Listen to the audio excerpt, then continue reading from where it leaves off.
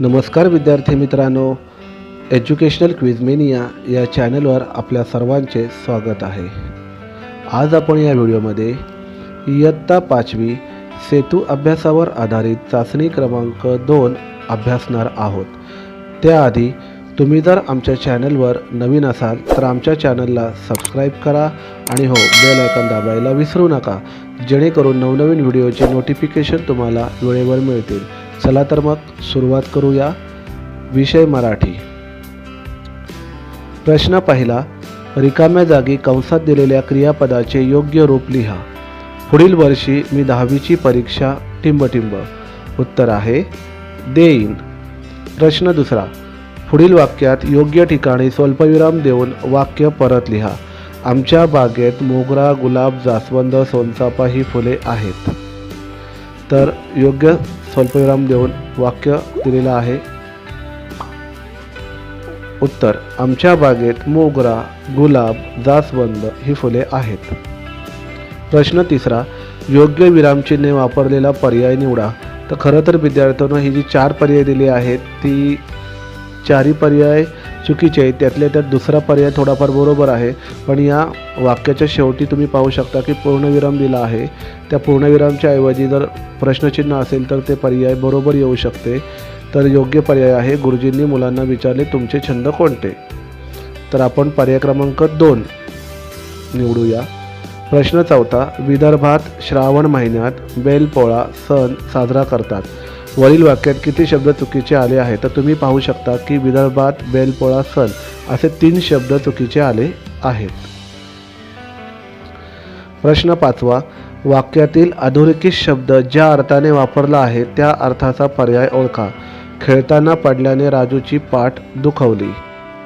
तर या ठिकाणी पाठ हा शब्द शरीराचा अवयव म्हणून आलेला आहे, म्हणून उत्तर आहे पर्याय क्रमांक 3 शरीराचा अवयव. प्रश्न 6. पुढील शब्दाला दार हा प्रत्यय लावून नवीन शब्द तयार करून लिहा. 1. माल. उत्तर आहे मालदार. 2. किल्ले. उत्तर आहे किल्लेदार. प्रश्न 7. कड्याजवळ असलेल्या कठड्यावर चढू नका ही सूचना कोणत्या ठिकाणी आढळून येते. 1. दुकानात, किल्ल्यावर, दवाखान्यात.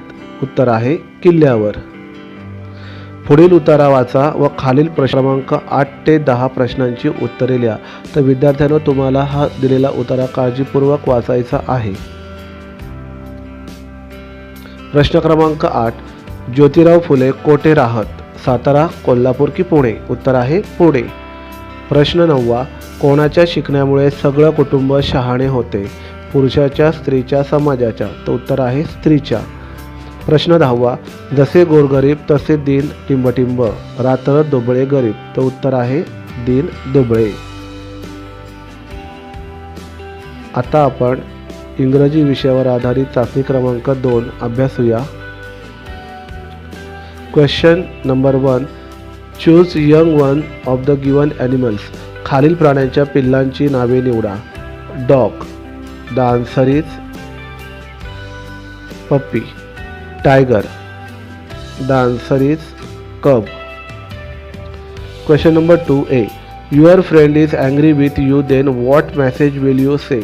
तुमचा मित्र तुमच्यावर रागावलेला आहे, तर तुम्ही काय म्हणाल. तर उत्तर आहे I am sorry. B. Choose incorrect option. अयोग्य पर्याय निवडा. ए. Wake up earlier. लवकर उठावे. बी. Do exercise. व्यायाम करा. C. Sleep late at night. उशिरा झोपा. Brush every day.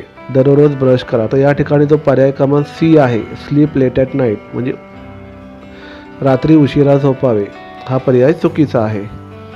Question number 3. Look at the pictures and complete the words. पहिल्या चित्रात पहा. जी रिकामी चौकट आहे तिथे क्यू हे अक्षर येते, कारण तिथे तुम्हाला रांग दिसत आहे, तिला इंग्लिशमध्ये क्यू म्हणतात, आणि तिथे राणी दिसत आहे, तिला क्वीन म्हणतात. दुसरे चित्र पहा. त्या ठिकाणी बकरी आहे आणि मुलगी आहे, तर बकरीला इंग्लिशमध्ये गोट म्हणतात आणि मुलगीला गर्ल, म्हणून जी हे उत्तर आहे.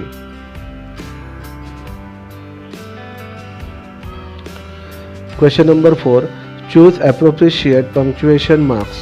योग्य विरामचिन्हे वापरा. A, what a surprise. तर या ठिकाणी व्हॉट अ सरप्राईज हे आश्चर्य दर्शवणारे वाक्य आहे. तर या ठिकाणी आपल्याला उद्गार चिन्हाचा वापर करायचा आहे. उद्गार चिन्हाला इंग्लिशमध्ये एक्सक्लामेटरी मार्क असे म्हणतात. तर ते आहे पर्याय क्रमांक 3. बी, व्हॉट आर यू डुईंग. या ठिकाणी प्रश्न विचारण्यात आले आहे. तर प्रश्न विचारायला आपल्याला क्वेश्चन मार्क वापरायचे असते. म्हणून उत्तर आहे option number 4, question mark. Question number 5, find unrelated words from the given words. मोठ्या शब्दातून कोणता अर्थपूर्ण शब्द तयार होत नाही. तर पहिला मोठा शब्द आहे बघा बटरफ्लाय. तर बटरफ्लायमधून बट हा शब्द तयार होतो आहे, फ्लायसुद्धा शब्द तयार होतो आहे, बटरसुद्धा होतो आहे.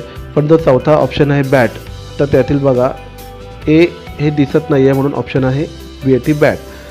दुसरा शब्द पहा कॅटरपिलर. यातून कॅट हा शब्द तयार होतो आहे, पिलरसुद्धा तयार होतो आहे. तिसरा शब्द आहे कॅटरिंग. यामध्ये बघा NG मोठ्या शब्दात नाही आहे म्हणून उत्तर आहे पर्याय क्रमांक 3, catering.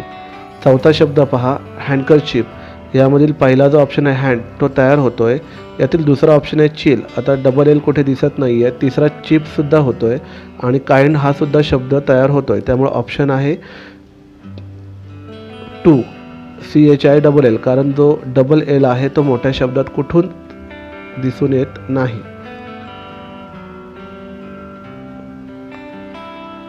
Question number 6, name the picture to complete the following sentence.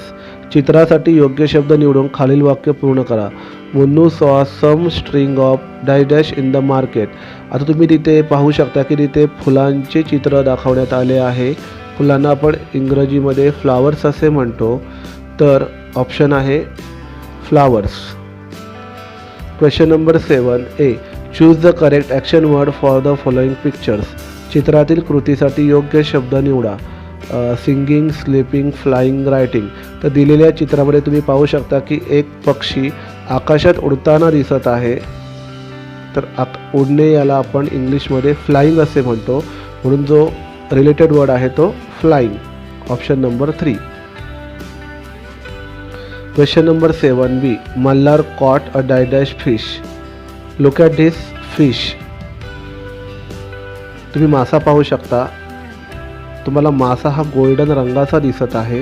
त्या ठिकाणी ऑप्शन नंबर 1 पहा, उत्तर आहे golden. Question number 8, which punctuation marks are use in this sentence. खालील वाक्यात कोणती विरामचिन्हे वापरली आहेत. Apple, mango, orange and guava are fruits.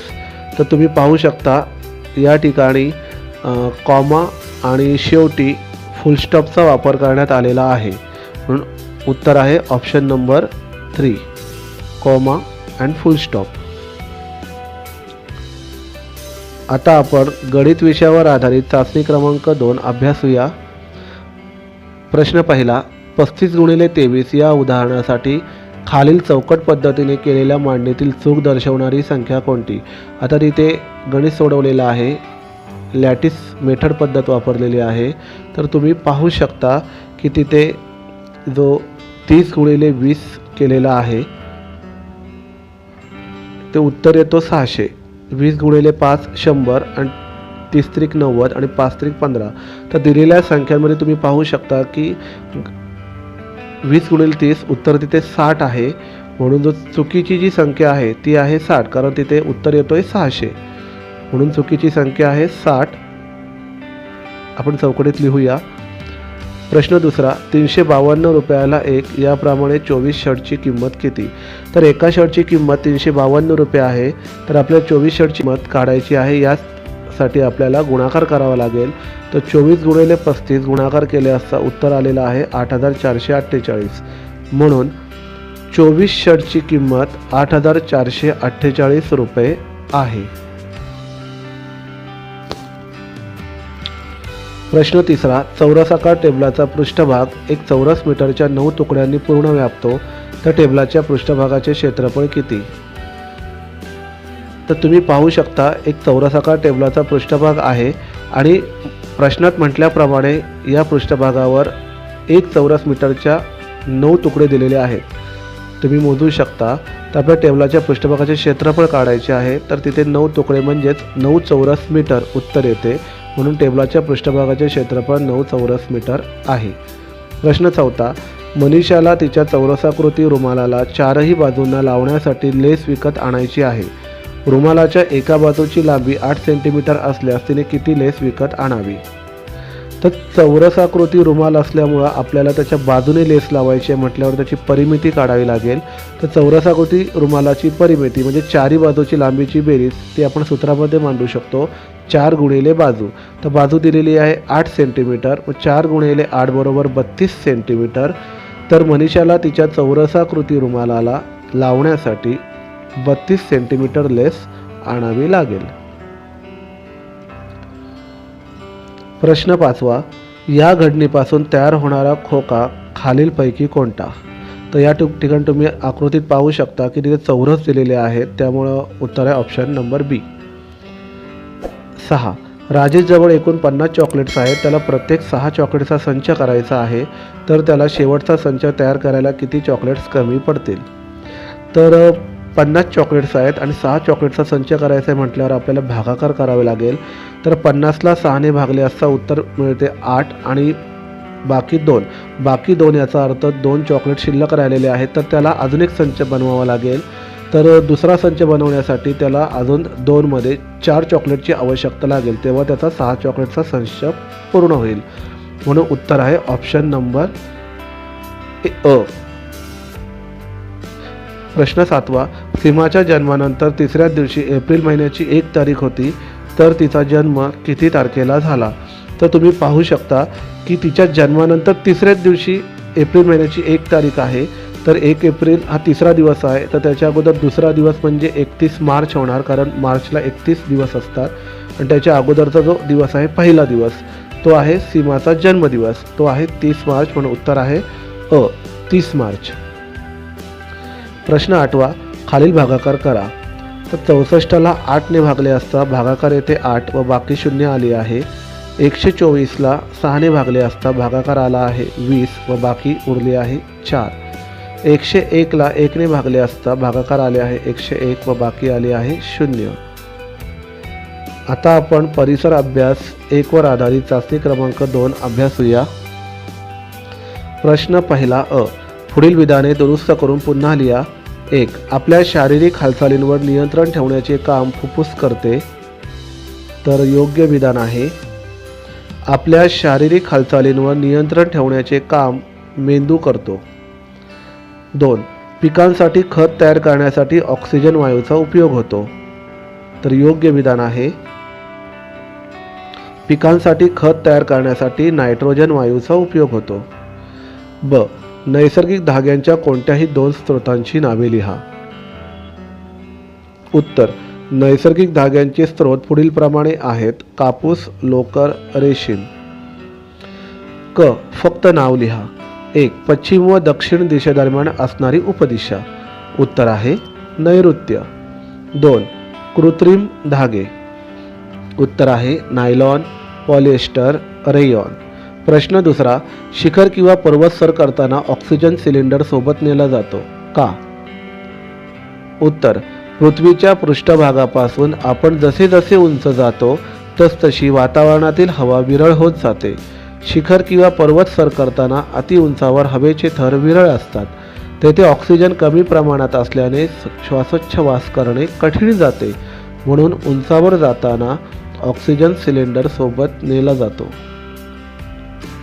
प्रश्न 3. पुढील इंद्रियांचे कार्य लिहा. मेंदू. शरीरामध्ये समन्वय राखण्याचे कार्य मेंदू करतो. शारीरिक कामे तसेच हालचालींवर नियंत्रण ठेवण्याचे कार्य मेंदू करतो. आ. हृदय. आकुंचन व प्रसरणाद्वारे रक्ताचे संपूर्ण शरीरात अभिसरण घडवून आणणे हे हृदयाचे प्रमुख कार्य आहे. प्रश्न 4. अपचन झाल्याने सतत उलट्या होत असतील तर कोणता घरगुती उपाय करावा? उत्तर.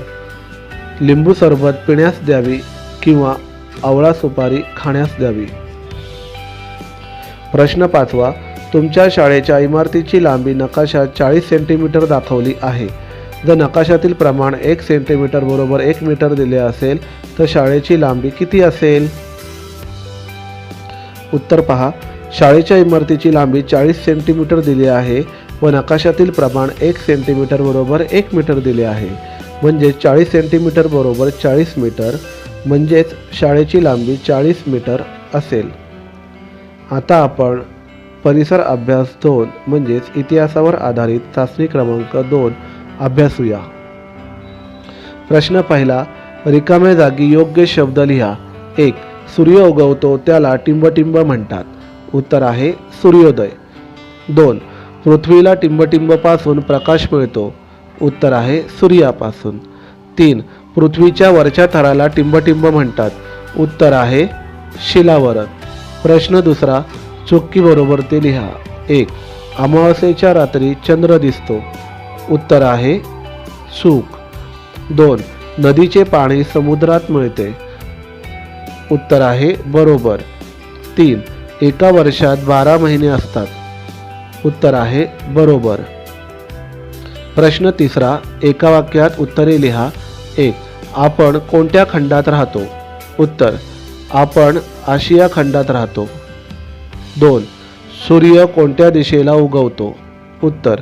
सूर्य पूर्व दिशेला उगवतो. प्रश्न चौथा. फक्त एका प्रश्नाचे उत्तर लिहा. 1. पृथ्वी स्वतःभोवती फिरते त्याला काय म्हणतात. उत्तर. पृथ्वी स्वतःभोवती फिरते त्याला पृथ्वीचे परिवलन असे म्हणतात. 2. पृथ्वीवर पाणी नसते तर काय झाले असते. उत्तर. हे जीवन आहे. पाण्याशिवाय माणूस जगूच शकत नाही. पृथ्वीवर पाणी नसेल तर शेती होऊ शकत नाही. सर्व सजीवांना प्यायला पाणी मिळणार नाही. खायला अन्न मिळणार नाही. त्यामुळे पृथ्वीवर पाणी नसते तर संपूर्ण सजीव सृष्टी नष्ट झाली असती. तर असेच आमचे छान छान व्हिडिओ पाहण्यासाठी आमच्या चॅनलला लाईक करा, शेअर करा, सबस्क्राईब करा आणि हो, शेजारचे बेल आयकॉन दाबायला विसरू नका, जेणेकरून असेच छान छान व्हिडिओ तुम्हाला पाहायला मिळतील. थँक्यू.